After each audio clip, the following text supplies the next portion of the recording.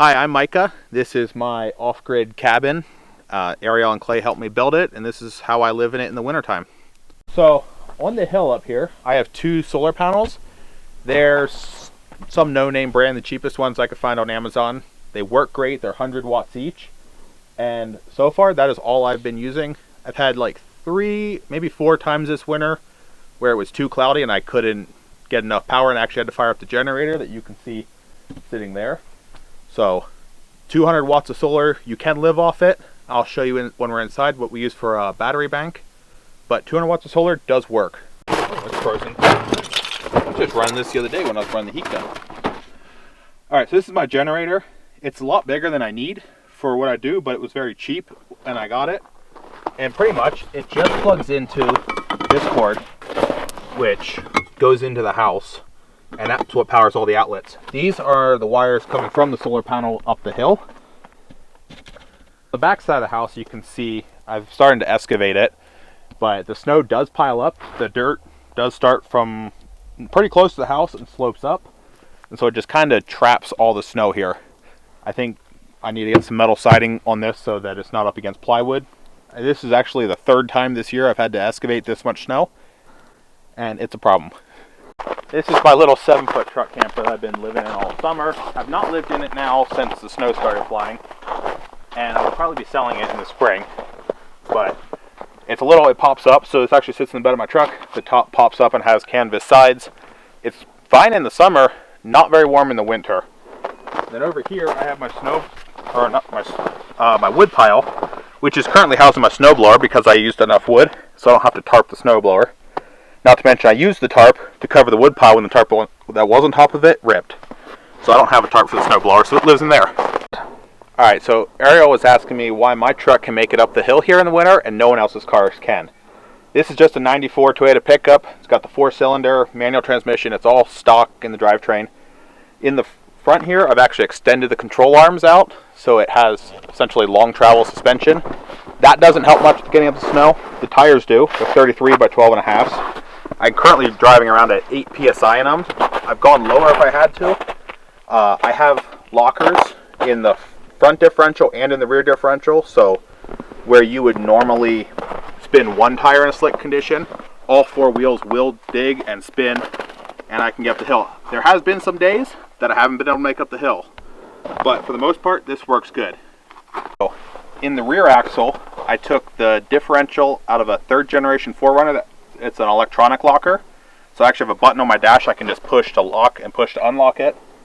It's still the stock rear axle. I did put 63-inch Chevy leaf springs in the rear, 12-inch shackles. Those are working out good. The whole thing probably is maybe 3.5 inches of lift from stock, and that's about all that's done to the truck. Other than that, it's stock.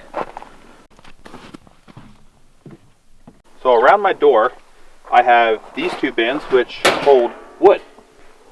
I just put it here out of the wood bin. I don't actually really use for it much. It's more in case I was sick or something and couldn't make it to the wood pile. I'd have wood by the door. I use this for splitting kindling. Actually, I'll stack wood inside of the tire and just split it. Keeps it from flying all over in the snow. And then down here, I have another bucket. This is just fire magic. It's sawdust and diesel fuel. That's it. And then I have poop buckets, which are in the sun. Those are what I use from the toilet. Over here, I got ashes. So I collect that. That's another thing that helps on the driveway is the really steep part. I've actually spread ashes on that, and it's melted out the snow when springs come, and I'm able to drive up it when it's soft and slick. Because your cabin here is up on the side of, not a big mountain, but the foothills of the big mountain, so it's pretty steep. Right. We are up pretty steep driveway with a lot of switchbacks. Behind the wood pile, which is right in this pile itself, I have this, I call it the shed. It's really just the top part of a children's playhouse, and we wrapped it in tarps so that it's all sealed in, and I just put all my extra stuff that won't be affected by the cold weather in there as a place to store it. Hopefully I build something bigger this summer, and I don't need that, but I'll probably keep it anyway because it's very handy. So up this path and around behind the bush is where I have my compost bin. And I put it up there. It's a little inconvenient, but it's out of the way. I don't have to smell it. And it's out of sight, out of mind. This is my wonderful shovel rack by the door. and it keeps the shovels out of the snow. It's just some scrap wood I screwed to the wall. Very simple. So coming on inside the house, we have the star of the show, the wood stove. This, as you've probably seen, was out of Ariel's tiny house, and it is phenomenal. Now, this has a 6-inch pipe going straight up through the roof. Hers had the 4-inch pipe that came up, went through the wall and went up, and that caused a lot of buildup of creosote, as I don't know if you've talked about in the video. Yes, I have. This, I've been burning it all winter. I checked it literally yesterday, and there is almost no buildup in the chimney at all. So this chimney set, a straight chimney, seems to work a lot better than a curved chimney.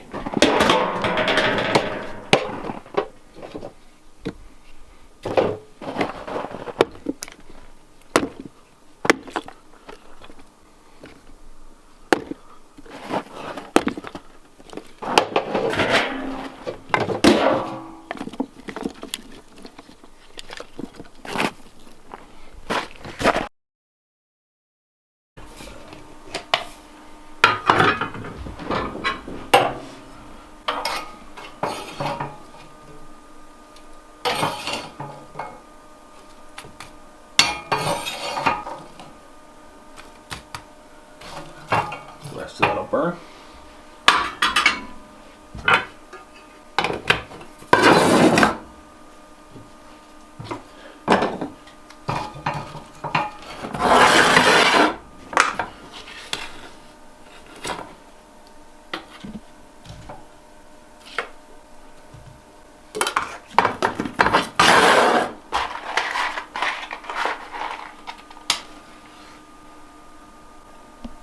Oh, and I should probably mention, I use matches and not a lighter because it doesn't seem like lighters work at this elevation.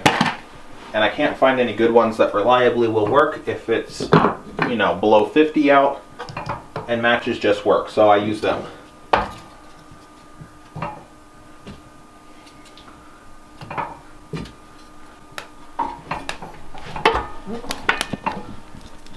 That's one.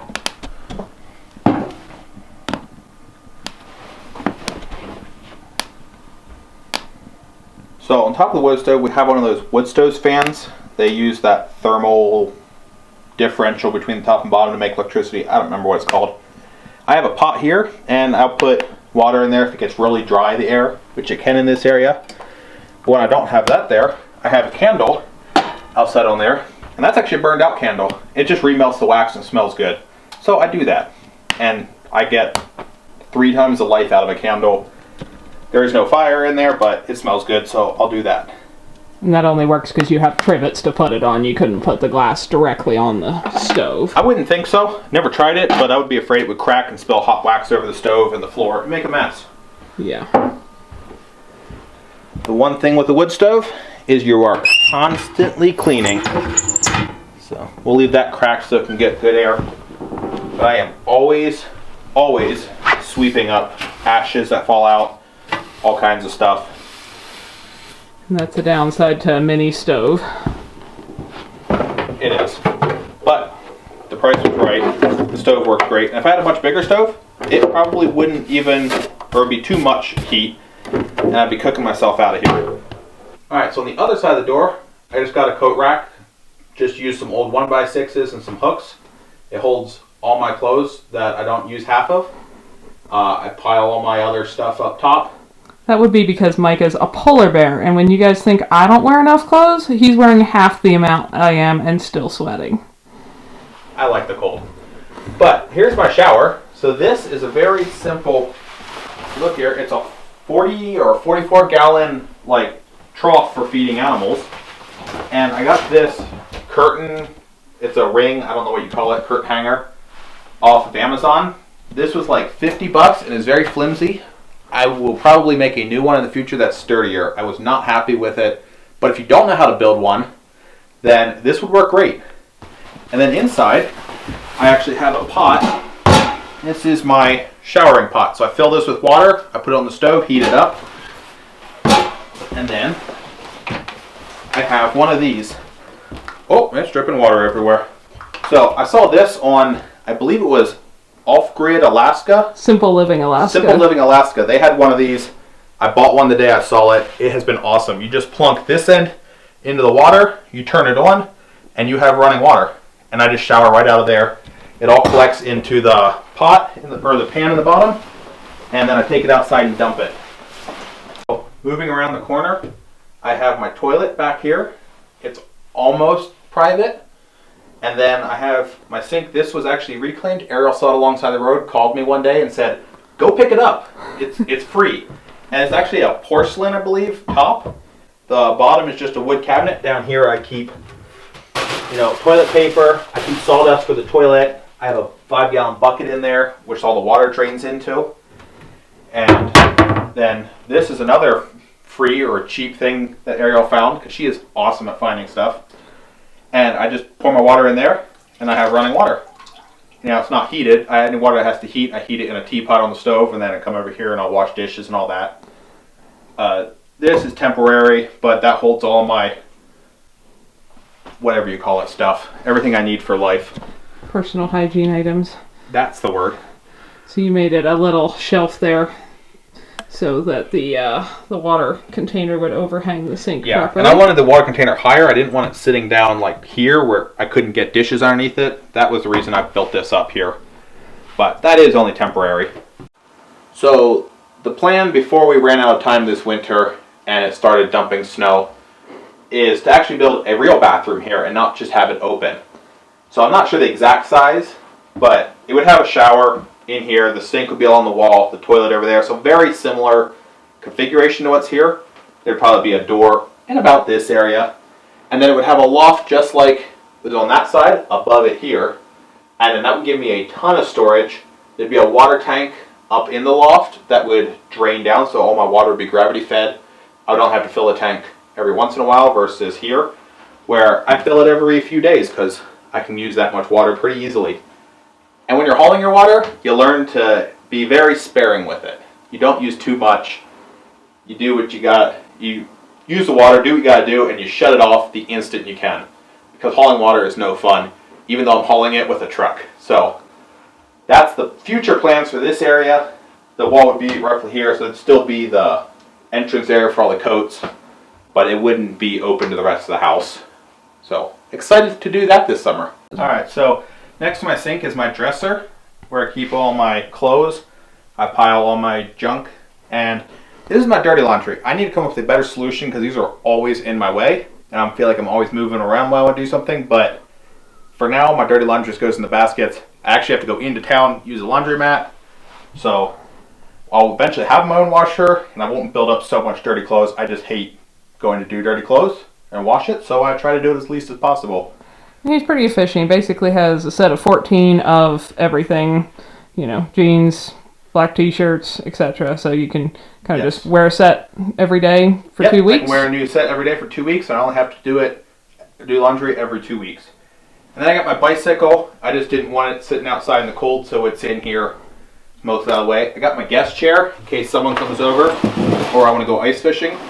That's a cheap chair from, I believe, Fred Meyer. And then I got my luxury chair. This is where I sit and relax, sometimes sleep. Sometimes I sleep up in the loft. Really depends on how tired I am at the end of the day. This shelf back here, another item that Ariel found. There's actually 2 matching ones here and one there. This is kind of full of all my odds and ends stuff. There's food up top. I got tools in the bottom. This little bench is where I work on projects and tinker and do stuff like that. And I got a few books in there. On this shelf, we have all my food. So this is most of the food that I just cycle through and I eat.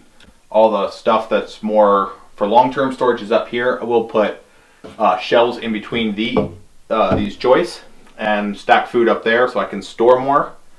But this is working for now.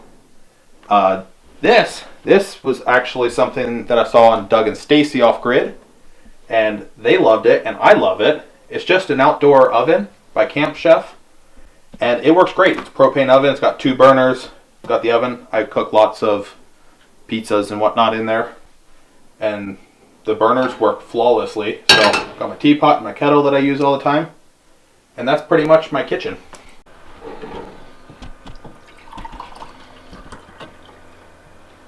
So this is a necessity because when it's really dark, the light doesn't really make it underneath the loft from where it's located. So I got my highly customizable light for my kitchen here. It is a headlamp put on a screw. So I use this when I'm outside doing stuff at night, but I will also come in and just hang it up on this screw. I can adjust the angle. I can also adjust the angle this way. It's a pretty universal light, and I already had it, didn't have to buy something. So that is my light. Alright, so down here where I keep my tools is where I have my battery bank. First of all, this is my refrigerator. It's an Alpicool T60. It's a 12-volt compressor fridge. A lot of people use these when they're like in vans and campers. And I had this exact one, and the battery bank and the solar panels, everything in my camper. I just picked it up and brought it in here. So in my refrigerator, this side is the refrigerator, this side is actually the freezer. And it'll tell you right here on this screen what temperature everything's at. You can take the divider out and make the whole thing a refrigerator, whole thing a freezer. This works good. I do want to get a larger freezer, but for now, this works good. It is packed pretty full of stuff, and you know, I can go to the grocery store when I need to and get stuff. So having a small refrigerator works pretty well. So if we get down here, it's a mess, but this is where I get all my power from. I have I think it's Ducatel CN505. It's a 500 watt hour solar battery bank, and that runs everything. As you can see, it's 100%. It's been pretty sunny today, but most days it's 100% when I come home from work, and everything I have runs off that. I really don't run anything that's 110 volts. If I do, I just fire up the generator, do whatever I need to do, shut it off. But that does have two 110 plugs. They're not grounded, so if your tool is not externally grounded, it will need something else. And then I just pile my tools in there. These are all I just plug it in. There's all the USB ports down here, and that's why it looks like such a mess of wires.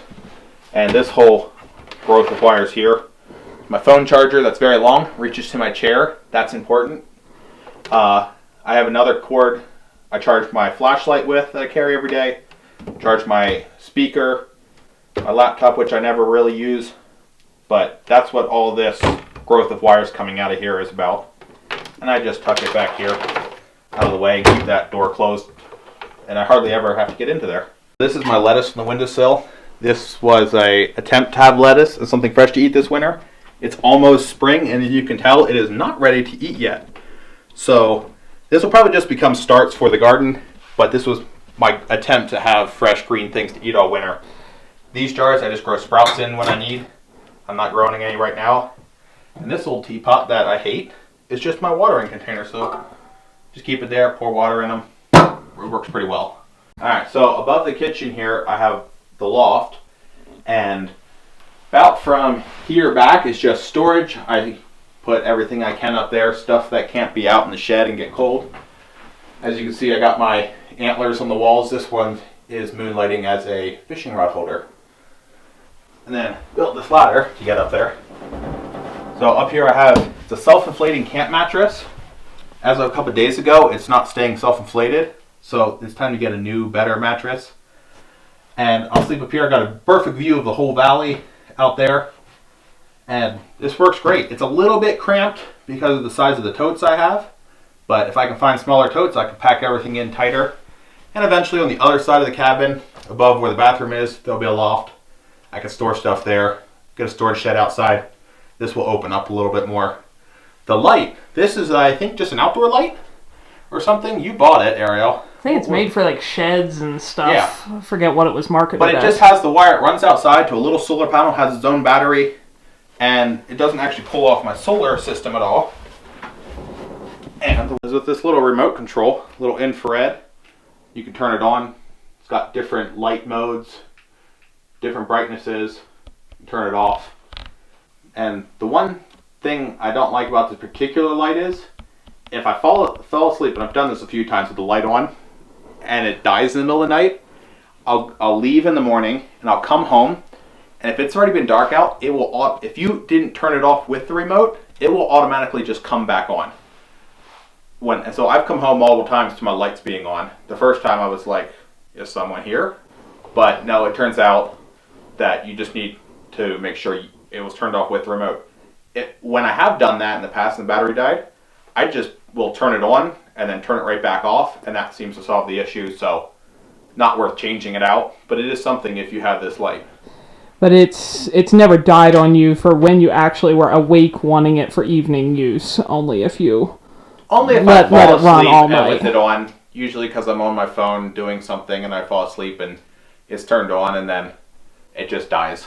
So yeah, if you turn it off every day, it's never been an issue, even in the shortest days of winter. So this cabin is on the inside dimensions, 11 by 17, so that's like 187 square feet, I believe.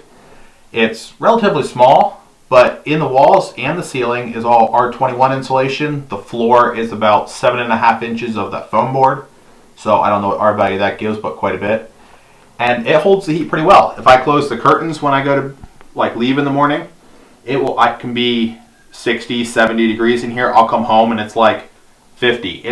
I've actually gone for several days just as a test this winter and without the wood stove, and it never really dripped below 40, even though it was going below 0 at night outside.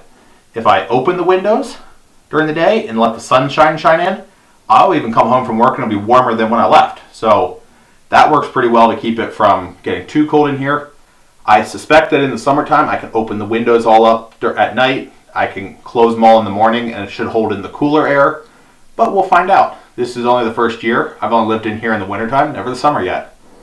So from my chair, I'm looking south. South is actually that direction. It's a little bit southwest. But the large wall, the really tall one, faces directly south. And that catches quite a bit of solar energy, solar heat, whatever it would be called. And it warms us up. So in the wintertime, I went 3 days with it getting below 0 at night, maybe into the teens if we were lucky during the day.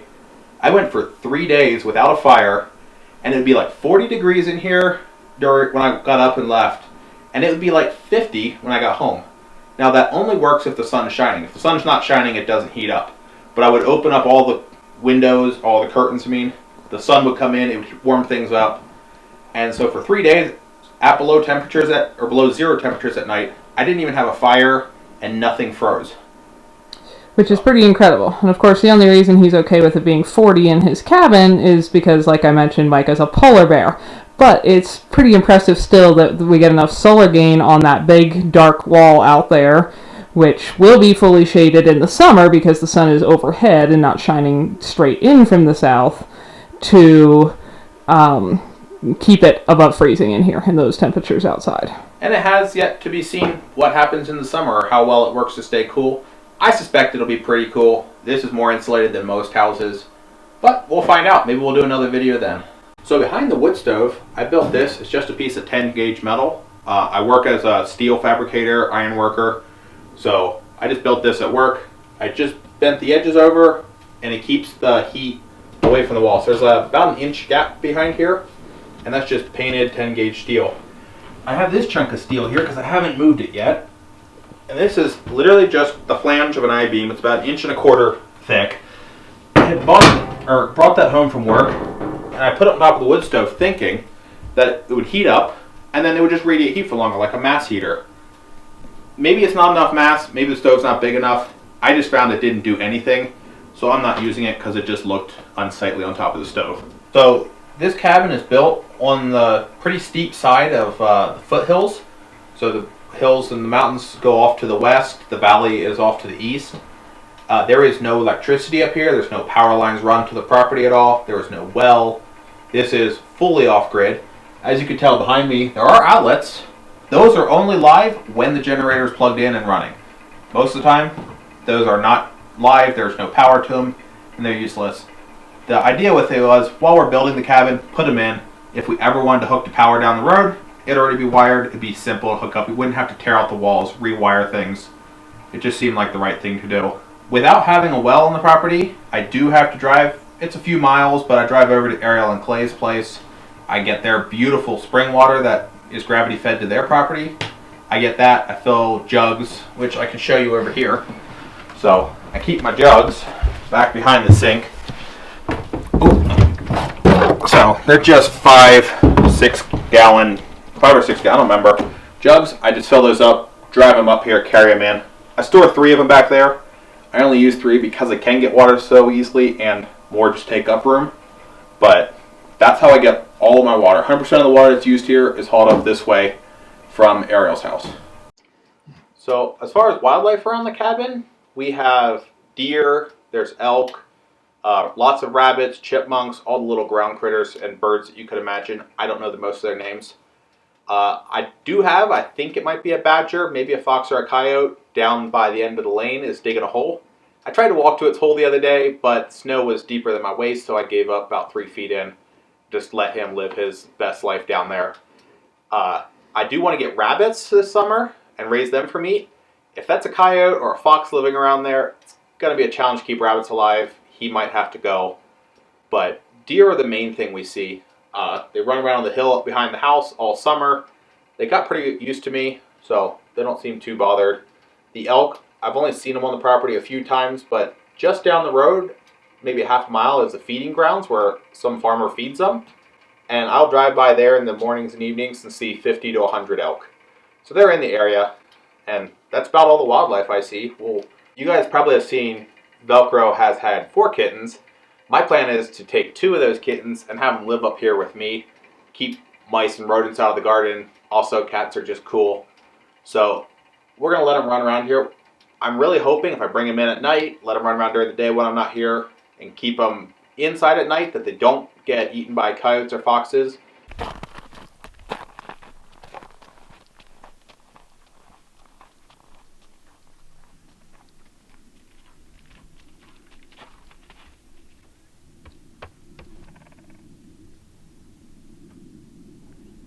So it's a bit further into spring. I've shoveled out the garden beds because I wanted to have a garden this year.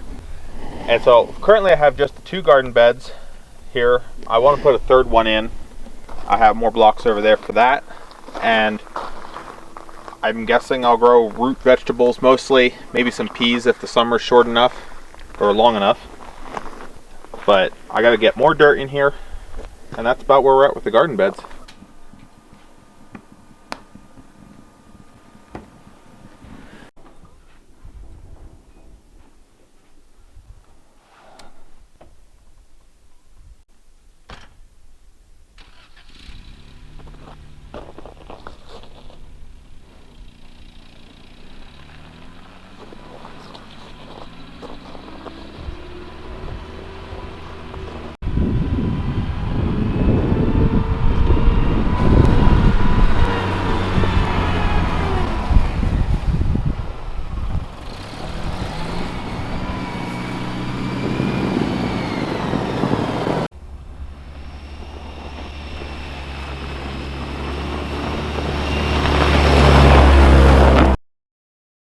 We hope you enjoyed it. Come back next time for more adventures.